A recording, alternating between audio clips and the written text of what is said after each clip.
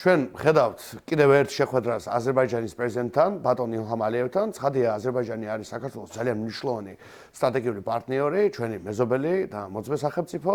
ამავე დროს ჩვენ უნდა შევნიშნოთ და ძალიან მკაფედ უნდა ვთქვათ, რომ ქართული ოცნება მიუხედავად საკუთარი გამოძბებული შეხვედრებისა ალიევის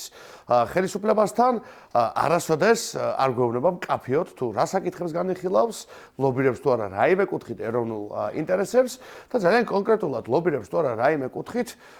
გარეჯის საკითხს, რომელზეც თვითონ ქართულმა ოცნებამ ჩვენ გვახსოვს აწარმოა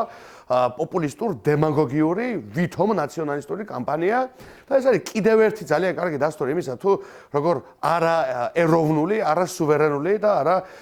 ნაციონალისტურია ქართული ოცნება, რომელიც რეალურად არასდროს არც ერთხელ არაფრით არ იცავს ქართული ხალხის ინტერესებს და არც ერთ იმ საკითხზე, რაც ჩვენ საზოგადოებას აინტერესებს, მათ შორის გარეჯის საკითხი არასდროს არ ვისმენთ მკაფიო პასუხებს. ამიტომ ეხლა მაინც იქნებოდა ძალიან საინტერესო ის გაგვეგო, ეხლა მაინც მე ასეთ შეხვედრისას განიხილეს თუ არა გარეჯის საკითხი, რომელსაც თვითონ აწარმოეს შიდა ელექტორალური მიზნებით ამხელა ვებერთელა